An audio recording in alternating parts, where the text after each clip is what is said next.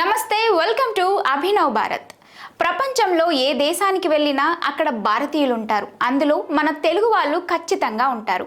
ఇక అమెరికాలో అయితే మన వాళ్ళు అనేక రంగాల్లో ఉన్నత స్థానాల్లో కొనసాగుతున్నారు. అమెరికాలో ఉన్న విదేశీయుల్లో మన తెలుగు వాళ్ళు 11వ స్థానంలో నిలిచారు. దేశం కాని దేశంలో మనకు అవకాశాలు తక్కువ ఉన్న చోట ప్రతిభతో దూసుకుపోతున్నారు. అలాంటి మన వాళ్ళను ప్రోత్సహించడం పక్కన పెట్టి ఎక్కడో ఏదో ఒక తప్పు జరిగితే అది నిర్ధారణ కాకముందే దాన్ని తెలుగు జాతి మొత్తానికి చుట్టేసి ఆ వార్త మీద వ్యూస్ దండుకుంటున్నాయి. కొన్ని తెలుగు మీడియా సంస్థలు ఏదైనా తప్పుగా ఒక వార్త దొరికితే చాలు ముందు వెనుక ఆలోచించకుండా, అసలు విషయం ఏంటో తెలుసుకోకుండా మొత్తం జాతి పరువు తీసేలా అత్యుత్సాహం ప్రదర్శిస్తున్నారు.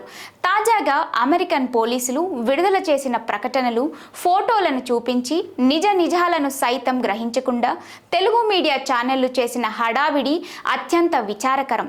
నల్గొండ జిల్లా కనగల్ మండలానికి చెందిన నలుగురు తెలుగు వాళ్ళు టెక్సాస్ నగరంలో ఉంటూ అక్రమ మానవ రవాణాకు సంబంధించిన రాకెట్ నడుపుతున్నారని వాళ్ళ ఫోటోలు వేసి చేతికొచ్చింది రాసి నోటికొచ్చింది చెప్పేశారు. అమెరికా పోలీసుల కంటే వీళ్ళే ముందు నేర నిర్ధారణ చేసేశారు. వారం రోజుల తర్వాత నిజం బయటకు వచ్చాక ఒకవేళ వాళ్ళు అక్రమ రవాణా అనే నేరమే చేయలేదంటే ఈ ఛానళ్లు, ఈ సోషల్ మీడియా ప్రచారకులు ఏం చేసి వాళ్ళ జీవితాలను నిలబెట్టగలరు?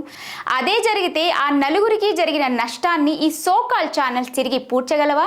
అరెస్ట్ అయిన వారి గదిలో 15 మంది ఉన్నారంటూ దానికి ఒక భయంకరమైన వ్యాఖ్యానం. ఇదేం విచిత్రం కాదు. ఎంఎస్ అయిపోయిన విద్యార్థులను అమెరికాకు తీసుకెళ్లి ఒక గదిలో వసతి, భోజన సౌకర్యాలు కల్పించి వాళ్లకు ట్రైనింగ్ ఇవ్వడం అనేది గత 30 ఏళ్ల నుంచి కన్సల్టింగ్ కంపెనీలు చేస్తున్నదే. ఒకవేళ నిజంగానే వాళ్ళను నిర్బంధించినట్లయితే ఆ 15 మందితో సెల్ ఫోన్లతో పాటు ల్యాప్టాప్, వైఫై కనెక్టివిటీ కూడా ఉంటుంది. వాళ్ళు అమెరికా పోలీసులను సంప్రదించకుండా ఎందుకుంటారు? ఉద్యోగాల కోసం అనుభవం ఉన్నట్లు ఒకవేళ ఫేక్ ఎక్స్పీరియన్స్ సర్టిఫికేట్స్ చేసి ఉంటే దొంగ పత్రాలు సృష్టించారు అనే కేసులో వీళ్ళపైన యాక్షన్ తీసుకునే అవకాశం ఉంటుంది.